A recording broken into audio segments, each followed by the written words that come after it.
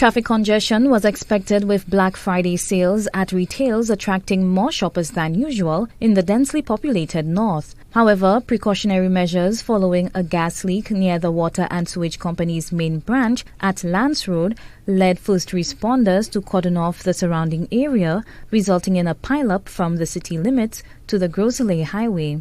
Unfortunately for shoppers hoping to land lunchtime blockbuster deals, the lack of access to the John Compton highway further compounded their frustrations and pockets. To minimize vehicular traffic as well as pedestrian traffic to the area, because as you may imagine, with gas there may be various triggers which may cause an explosion. So we're trying to put in place all necessary precautions to deal with that.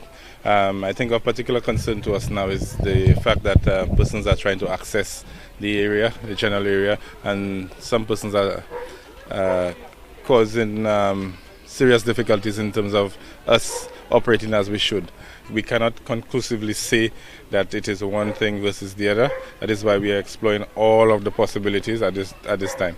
Communications and Marketing Manager at Wasco, Sherry-Ann Williams, says the company noted the early complaints from staff members and concerns about the proximity of the offices to the Jean-Marie gas station. We called in some technicians from H&L Environmental to conduct an air quality test so that we can find out exactly what was going on.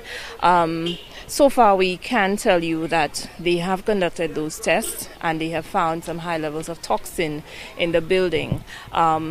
On their recommendation, the management team decided to advise staff to evacuate the building, and we gathered at the gazebo at the Camille Henry Memorial School, where the general manager addressed the staff to let them know what was going on. Wasco's staff was subsequently dismissed and customers redirected to other outlets to conduct their transactions in a safer environment. However, some staff affected by the apparent gas leak required medical attention. Yes, we can confirm earlier this morning that one staff was adversely affected and had to seek medical attention.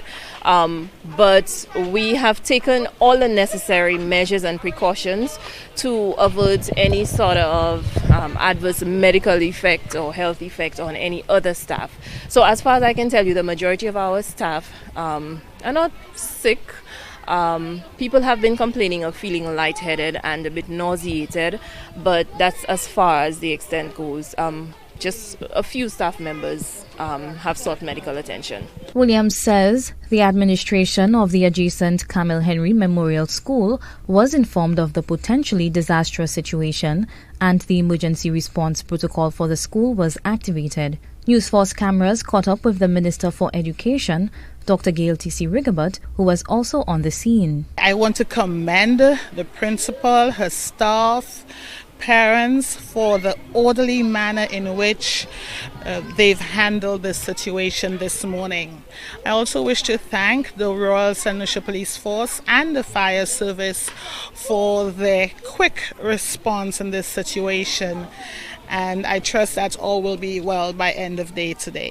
Thank goodness, over the last couple of years in particular, we have fine-tuned and revised the protocols regarding the evacuation of students. And in fact, schools are required to conduct drills during the academic year. And what I saw today suggests that evidently the drills that Camille has practiced in the past served them well to the extent that teachers, students knew how to behave. Dr. Rigobert commended the parents who assisted with the management of traffic in the area. Air quality tests were also conducted at the nearby Jean-Marie gas station. The fire service has been called in. They have not been able to locate the exact source of the leak, and as a precautionary measure have asked us to vacate the premises as well as the Wasco building. So we're waiting for them to complete tests, and until such time we will remain closed for a clearance. We have to close the